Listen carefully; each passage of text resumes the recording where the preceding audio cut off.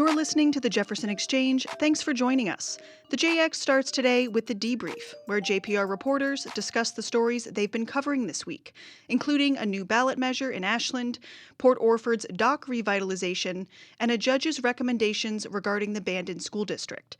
I'm Jane Vaughn, housing, homelessness, and education reporter. And I'm Peyton Gast, JPR's news intern for the summer. Reporters Roman Battaglia and Theo Greenlee are out today, so we'll start with this conversation we recorded with them yesterday. Roman, you reported on a number of things that happened with the Ashland City Council this week. One was about a proposed measure the council put on the November ballot. What is the measure? So it would require that any, new fees or increases to existing fees on the city's utility bills would have to go to the voters for approval before they take effect. So right now, like most Oregon cities, the city council just has to approve these utility fee increases.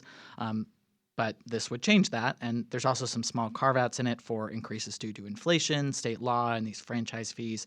But everything else would have to go up for a vote at the next election before it could take effect.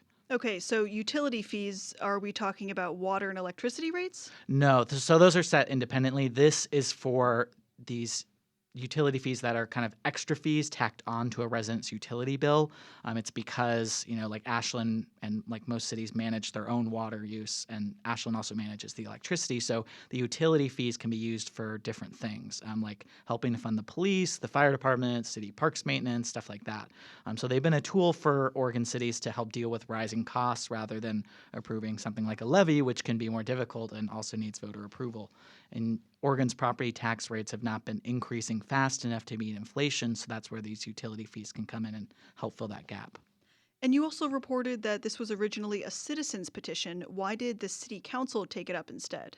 Yeah, so this ended up getting put on a ballot by the vote of the city council. In Oregon, you can either have the legislative body, like the city council, put it up, or citizens can gather enough signatures to put something on the ballot themselves. So this Ashland resident, George Kramer, had been working for a while on this ballot measure and thought he'd gathered enough signatures, submitted it to the city clerk, but it turns out there were a couple of errors with the signature gathering process. There's this very specific process and all these rules about gathering signatures. And so in this case, some of the signature sheets did not have this necessary cover sheet, and one other one, the person gathering signatures signed and dated the sheet before collecting the signatures, which is not allowed. So they had to disallow all those signatures, and that meant there weren't enough valid ones to get it on the ballot. So the city council then decided to take this up themselves and put it on the ballot, because if they put it on the ballot, they get to choose the language of the ballot measure. So they're the ones who added in those carve-outs for inflation increases. Some council members still said, they said if they didn't put it on the ballot, that Kramer would definitely go back and gather the signatures again to put it on the ballot. And so that way the city gets a little bit more say in how this measure is worded. So backing up, why did George Kramer create the ballot measure in the first place? It's because of some, recent controversial decisions by the city council to put new fees on these utility bills. So the city now has 3 of these fees for public safety, wildfire prevention, and parks. They approved these fees last year in what some people thought was this rushed process without enough public input. And, people like Kramer want more say when they're being asked to pay more on their utility bills. So what did the city council have to say about it? So they voted 4-2 to put it on the ballot. They had actually considered putting on the ballot earlier before most of the signature gathering process, and the city council denied that. So now, some city council members switched sides, but, nearly all of the city council members still, despite putting it on the ballot, are still opposed to the measure itself. There's the concern that this kind of voting requirement could really tie the city council's hands in the future. They've been facing this really tough financial outlook, and these fees are some of the few ways the city can raise additional revenue to keep these city services running. Putting them to a vote would make the budgeting work a lot more difficult, because you might have to potentially wait, 1 or 2 years before voters actually decide on it, and you don't know if they're going to approve it or not, so that just makes budgeting and accounting for that a lot more difficult. The mayor had said, that a better process for raising these fees in the future is what they should do, like requiring a 3-month period when considering to raise the fees to account for more, community input. So we'll kind of have to see what voters in November think about this new requirement, this new ballot measure. Yeah, we'll have to see. Thanks, Roman. Theo, we're going to turn to you. You reported that the Port of Port Orford is laying the groundwork for a larger seafood hub. What would that mean for the community?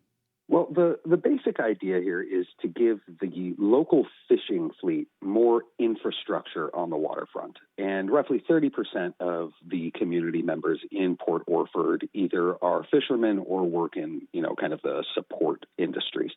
So right now, fishermen land seafood in Port Orford, but there's no real processor. There's no seafood processing plant, what formerly would have been, called a cannery. So instead, much of the fish that they catch is loaded into totes and containers, and it's trucked elsewhere. So the long-term vision is a hub with, they're calling it, a seafood hub. It's basically a mixed-use facility. There's space for processing. There's going to be live holding tanks they want, and direct sales and possibly research and aquaculture, mariculture, growing kelp and oysters and that kind of thing. Okay, so you said that's the long-term vision. What projects are actually moving forward right now? Right. So a lot of this is really in the research stage. But the most tangible project is a $500,000 seawater system. It would be funded by Business Oregon. That's the state's economic development agency. And what the system would do basically is it would pump ocean water onto the dock for businesses that sell live fish and crab. So, that's kind of happening right now, but it's done on an individual level. Fishermen and businesses are just, pumping their own tanks with seawater. So this would be a port-wide system. And the contractors hope to finish the design this fall and have the system running by next summer 2027. And then there are a bunch of other research and development kind of projects with funding. I'll note the port's studying the hillside above the access road. They're doing an economic analysis to determine what kind of development, the waterfront realistically can support. Okay, interesting. You also reported that federal researchers are studying the port's electricity use. Why does power matter so much there? So electricity is huge, and one thing you have to understand about the Port of Port Orford is that it's very unique. There is what's known as a dolly dock. So there's no real natural harbor. The port is deep water, and that's why it's there. But because there's no natural protection, the boats don't really pull up to and tie themselves to the dock. Instead, the boats are stored on land, and electric cranes lower them into the ocean, lift them back out. And as you can imagine, if the cranes aren't working, let's say there's a power outage or some sort of disaster, the boats and the crew could be stranded. And so Pacific Northwest National Laboratory they installed all this monitoring equipment this week, and they're measuring the current usage and seeing what is required for future expansion. So how close is Port Orford to building the full seafood hub? Full seafood hub is a long-term project. I spoke with the interim port director on Tuesday, and she says they've been talking about this for about 30 years. But the U.S. Department of Agriculture recently has helped produce the design concept, and construction depends on major federal grants. The port submitted an application in June, and they're hoping for an answer by the end of the year or possibly early next year. Okay, great. Thanks, Theo. Thank you. Peyton, we're going to turn to you now. This week, you wrote about how outside firefighting teams are leaving Jackson County. Why are they leaving? Yeah, so as the East Evans Creek fire creeps up to just about 100% containment, we're sitting at about 95% containment, incident management teams from the outside are heading out, and they're handing off duties to local Oregon Department of Forestry teams. I spoke with Kyle Williams, who is the Deputy Director of Fire Operations for ODF, and he was saying that, this is a good sign that they're leaving because it means that these fires are controllable enough to be handed off to the local forces. They don't need backup anymore. And currently we have an incident management team from Florida who is going to head out tomorrow. And we've also had teams from the Oregon State Fire Marshal, the blue team from them, the East Evans Fire had an incident management team from the Oregon Department of Forestry. So, yeah, but these teams are now dispersing. And so if another big fire does occur, who is available to help?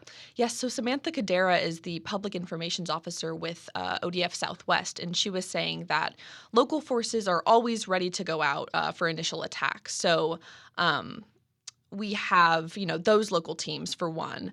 And she added that, if a fire does get too big to handle just by themselves, the local district forester or the incident commander can order up from across the state, and incident management teams can come in. And, that's how we got the team from Florida earlier this July.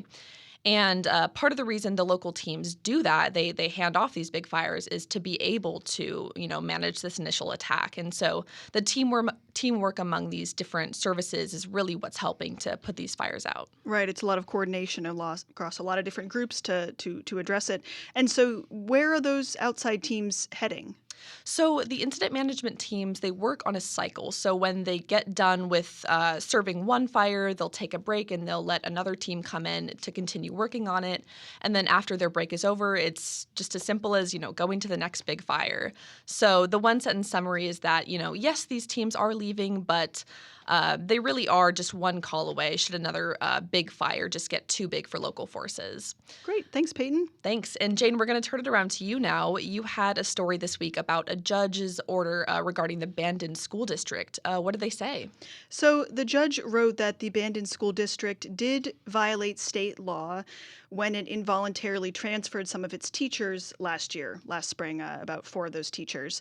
And this is all coming from an unfair labor practices complaint that the union filed last summer. That union is the Bandon Education Association, the teachers union. And so the judge held a 3-day hearing back in February and then released her recommendations this week regarding that ULP, that unfair labor practices complaint.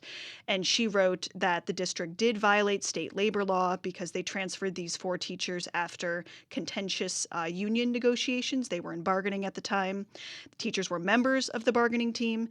And so the judge says that they were punished for protected union activity and that the district also tried to discourage such activity.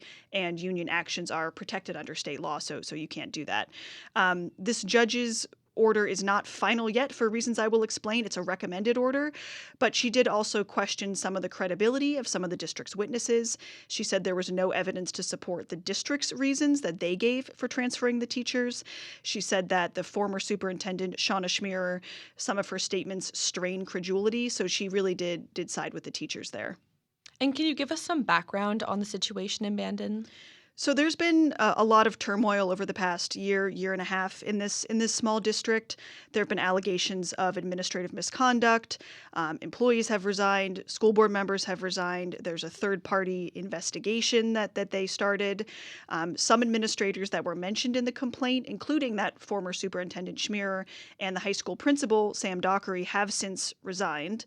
So this is in some ways an important milestone. People have been waiting to see what the judge would decide. Also, we're still waiting for the results of the third-party investigation, so that will be another interesting thing to see when that is released. For now, the interim superintendent, Steve Sugg, says they're looking forward to resolving the issue and moving forward. He'll be there for about a year. As interim, he just started. And then I also got statements from some of the transferred teachers and from the local representative for the Oregon Education Association. They called the judge's order a huge win, a relief, and talked about vindication and validation and things like that. So what happens now with the judge's recommendations? So she recommended actually reinstating the teachers that were transferred. 3 out of 4 of them have resigned already. So I'm not exactly sure how that would work. She also recommended that the district has to pay the Bandon Education Association a civil penalty of $1,000. And that they have to post this notice acknowledging, the district has to post a notice acknowledging its unfair labor practices in prominent places and also send it out to all of the union members.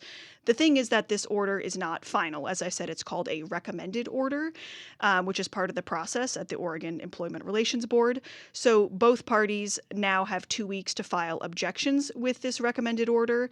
And then from there, eventually the full board, the Employment Relations Board, will actually issue the final order from there, and that will be what actually has to happen. So we'll have to see what objections potentially get filed, and then when the ERB issues the final order.